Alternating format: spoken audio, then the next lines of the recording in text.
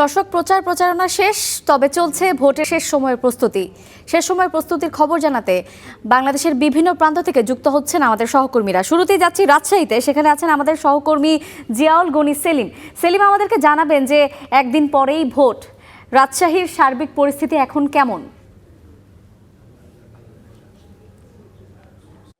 আসলে একদিন পরই ভোট, ঠিক বলেছেন আপনি। এই উপলক্ষে রাজশাহীতে একেবারে উৎসবমুখর যেমন পরিবেশ, তেমনি এই ভোটকে নির্বিঘ্ন করতে আইন শৃঙ্খলা বাহিনী ব্যাপক প্রস্তুতি নিয়েছে। বিশেষ করে প্রথমবারের মতো বিভিন্ন বিশেষ উপজেলা পর্যায়ে সেনাবাহিনী মোতায়েন থাকছে। এর বাইরে এবারের প্রথমবারের মতো পুলিশ বডি অন ক্যামেরা ব্যবহার করছে। এর বাইরে যেসব ভোট কেন্দ্র রয়েছে সে ভোট কেন্দ্রগুলোতে পুলিশ, আনসার, র্যাব, বিজিবি সহ আইন শৃঙ্খলা বাহিনী মোতায়েন থাকছে। পাশাপাশি টহলে থাকবে। প্রয়োজনে বলা হয়েছে প্রয়োজন বিমান বাহিনীর সদস্যদের ব্যবহার করা হতে পারে, প্রয়োজন হলে পারে। এর বাইরে একটি বিষয় আপনাকে জানাতে চাই যে যেহেতু এর মধ্যে ব্যালট পেপার সহ বিভিন্ন ভোটের সরঞ্জাম উপজেলা পর্যায়ে পৌঁছে গেছে, আগামীকালকে সকাল থেকে কেন্দ্রে কেন্দ্রে চলে যাবে।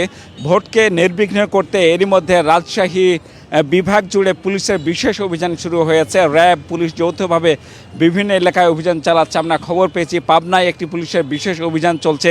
এর বাইরে রাজশাহী নগরীতে পুলিশ অভিযান চালিয়ে 24টি ককটেল উদ্ধার করেছে একটি বাড়ি থেকে। এছাড়া চাঁপাইনবাবগঞ্জে থেকে পুলিশ বিজিবি অবৈধ অস্ত্র এবং গুলি উদ্ধার করেছে। আমরা খোঁজ নিয়েছি, বিজিবি সাম্প্রতিক সময়ে 34টি বিদেশি পিস্তল সহ 645 রাউন্ড অবৈধ গুলি উদ্ধার করছে। তো সব মিলিয়ে এই ভোটটিকে যে অবাধ, সুষ্ঠু, নিরপেক্ষ এবং নির্বিঘ্ন করতে পুলিশ প্রশাসন সহ নির্বাচন কমিশন সহ সব পক্ষেরই যে একটি যৌথ প্রচেষ্টা, সেই প্রচেষ্টাটি আমরা লক্ষ্য করছি। আগামী একটা দিন বাদ দিয়ে যেহেতু ভোট, এই জন্য নির্বাচন কমিশনের নির্দেশনা অনুযায়ী এরই মধ্যে বহিরাগত যারা তারা শহর ছেড়েছেন, অর্থাৎ নিজ নিজ এলাকায় ভোটাররা চলে গেছেন। ফলে রাজশাহী নগরে এখন অনেকটা ফাঁকা হতে শুরু করেছে। তো রাজশাহীতে সব মিলিয়ে ভোটের এই প্রস্তুতি ছিল আমার কাছে। সেলিম, আপনাকে অসংখ্য ধন্যবাদ। দর্শক, এবার আমরা জানবো খুলনার খবর। সেখানে আছেন আমাদের সহকর্মী রফিউল ইসলাম টুটুল আমাদেরকে জানাবেন যে খুলনার ঝুঁকিপূর্ণ কেন্দ্র কোনগুলো এবং ভোট নির্বিঘ্ন করতে প্রশাসনের তৎপরতা কেমন?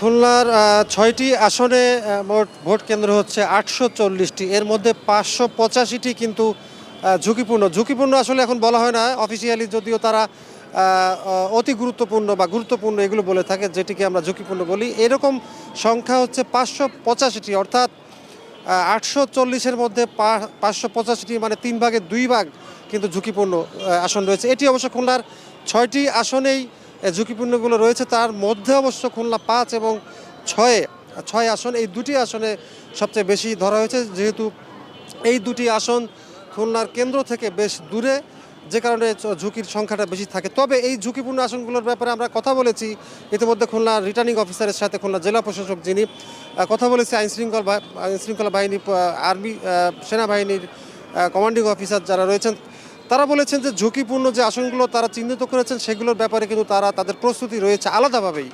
সব আসনের যে প্রস্তুতি, সেই ঝুঁকিপূর্ণ যে আসনগুলো সেগুলোর ব্যাপারে অতিরিক্ত প্রস্তুতি আছে এবং যে কোনো দুর্ঘটনা ঘটার 15 থেকে 20 মিনিটের মধ্যেই স্ট্রাইকিং ফোর্স সেখানে পৌঁছে যাবে, এমন ব্যবস্থাটা রয়েছে। এই হচ্ছে ঝুঁকিপূর্ণ কেন্দ্রের অবস্থা। এছাড়া আইন শৃঙ্খলা পরিস্থিতি কিন্তু মোটামুটি স্বাভাবিকই রয়েছে। তারা গত 2 দিন হলো যৌথ বাহিনীর স্ট্রাইকিং ফোর্স সারা শহর জুড়ে টহল দিচ্ছে। কিছুক্ষণ আগেও জেলা প্রশাসক ঠিক এখানে, আমি যেখানে দাঁড়িয়ে এখন কথা বলছি, এখানে একটি সংবাদ সম্মেলন করেছে এই যৌথ টহল বিষয়ে। তারা বলেছেন যে ভোট নির্বিঘ্ন সুষ্ঠু করতে সব ধরনের ব্যবস্থা নেওয়া হবে। কেউ যেন ভোট বাধা না দিতে পারে, ভোটকে বাধাগ্রস্ত যারাই করতে আসবে, যেই করবে, কঠোরভাবে আইনানুগ ব্যবস্থা নেওয়া হবে। মানে ভোটটি সুষ্ঠু করার জন্য তারা ভোটারদের প্রতি আহ্বান জানিয়েছে যে নির্ভয়ে আপনারা ভোট দিতে আসবেন। কোনো ধরনের বাধা বিপত্তি ঘটলে সেই ভোট কেন্দ্র প্রয়োজনে ভোট বাতিল বন্ধ করে দেওয়া হবে, কিন্তু কোনোভাবেই কোনো ধরনের অন্যায় বা কোনো কিছুর মুখে কেউ নথি স্বীকার করবে না আইন শৃঙ্খলা বাহিনী, এমনটা কিন্তু তারা সবসময় বলেছেন। কিছুক্ষণ আগেও সেটি জানিয়েছেন। টুটুল, আপনাকে অসংখ্য ধন্যবাদ। দর্শক, আমরা খুলনার খবর জানছিলাম, এবার আমরা জানবো বরিশালের খবর। সেখানে আছেন আমাদের আরেক সহকর্মী সৈয়দ মেহেদি হাসান। মেহেদী, আমাদেরকে জানাবেন যে বরিশালের সার্বিক নিরাপত্তা ব্যবস্থা কেমন এবং শেষ মুহূর্তে কি প্রস্তুতি নিচ্ছেন প্রার্থীরা? ধন্যবাদ।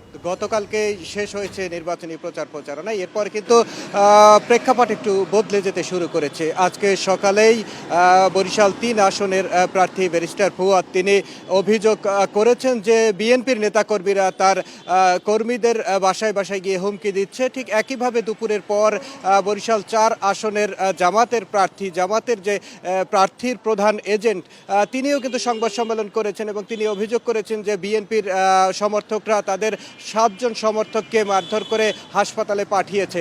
এছাড়া আমরা জেনেছি যৌথ বাহিনীর অভিযানে গতকালকে বানারীপাড়া অর্থাৎ বরিশাল ২ আসন থেকে এক নেতার বাসা থেকে একটি অস্ত্র উদ্ধার করেছে। এছাড়া মেহেন্দিগঞ্জে একটি ভোট কেন্দ্রের কাছ থেকে দেশীয় অস্ত্র উদ্ধার করেছে। অর্থাৎ নির্বাচন যত ঘনিয়ে এসেছে উত্তেজনাকর পরিস্থিতিও কিন্তু শুরু হয়েছে।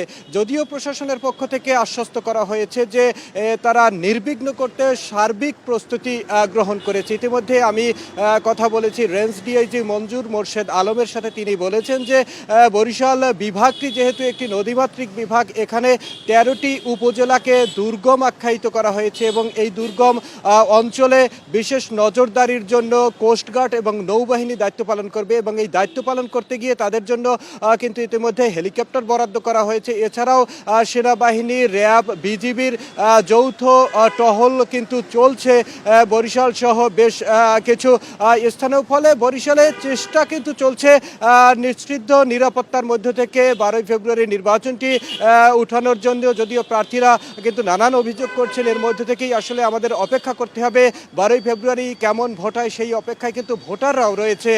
সুতরাং বলা চলে যে প্রশাসনের প্রচেষ্টা রয়েছে, একইভাবে প্রার্থীদের অভিযোগও রয়েছে। সব কিছু মিলিয়েই কিন্তু বরিশালের পরিস্থিতি এমনটাই রয়েছে। ইমা। মেহেদী, আপনাকে অসংখ্য ধন্যবাদ। দর্শক, আমরা বরিশালের খবর শুনছিলাম, এবার আমরা চট্টগ্রামের ভোটের মাঠের খবর জানবো সহকর্মী অভির কাছ থেকে। অভি, আমাদেরকে জানাবেন যে প্রশাসনের ভোটের প্রস্তুতি কেমন চট্টগ্রামে এবং কি দেখছে নিরাপত্তা ব্যবস্থা?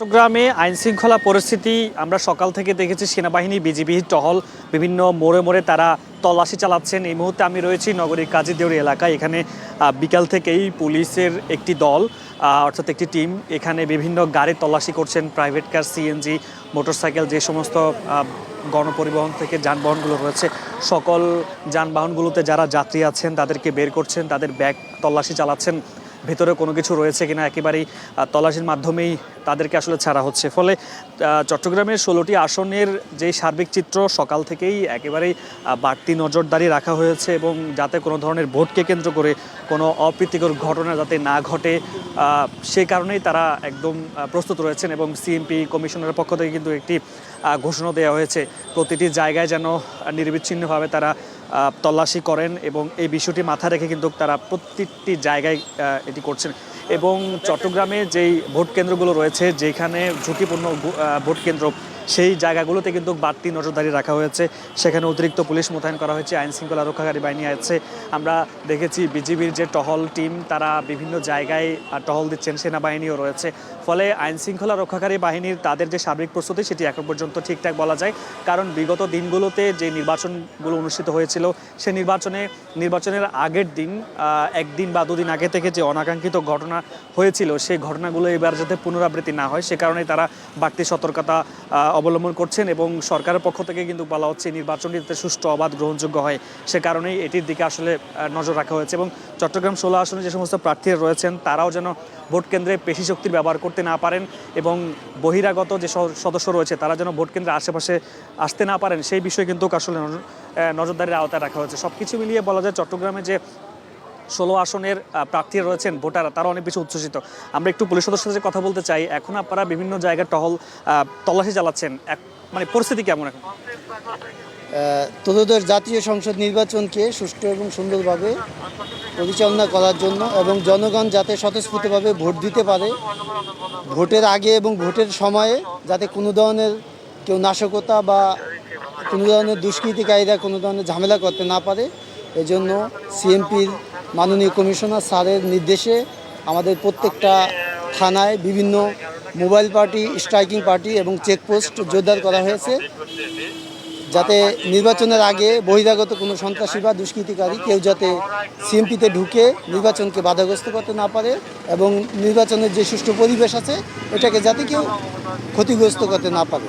এবং তিনি বলছিলেন এবং যেই সমস্ত জায়গাগুলোতে আসলে একটু ঝুঁকিপূর্ণ এলাকা রয়েছে সেই স্থানটিতে তারা বাড়তি নজরদারি রাখছেন, সেখানে বাড়তি আইনশৃঙ্খলা রক্ষাকারী বাহিনী যাচ্ছেন, একদম সতর্ক অবস্থানে রয়েছে এবং যারা ভোটার রয়েছেন তাদের মধ্যেও কিন্তু অনেক বেশি উচ্ছ্বাস বিরাজ করছে। তারা বলছেন যে এই নির্বাচনটাতে অন্তত তারা নিজেদের পছন্দের প্রার্থীদের ভোট দিতে পারবেন এবং ভোট কেন্দ্রের পরিবেশ যেন সুষ্ঠু থাকে, অবাধ গ্রহণযোগ্য হয়, শান্তি শৃঙ্খলা যাতে ফিরিয়ে আসে সেই বিষয়টি কিন্তু ভোটাররা বলছেন। তাহলে এই জিনিসগুলো নিশ্চিত করতে পারলেই কিন্তু আমরা ভোটারদের মাঝে দেখেছি তারা ভোট কেন্দ্রে গিয়ে তারা ভোটার দিবেন। এবং চট্টগ্রাম 16 আসনগুলোর যেই প্রার্থীরা রয়েছেন তারা কিন্তু এরই মধ্যে তাদের প্রচারণা থেকে শুরু করে সকল কিছু শেষ করেছেন। এখন একদিন পর যে নির্বাচন অনুষ্ঠিত হবে সেটি দেখার বিষয় যে কতটা অবাধ, সুষ্ঠু, গ্রহণযোগ্য হয়। অভয়, আপনাকে অসংখ্য ধন্যবাদ।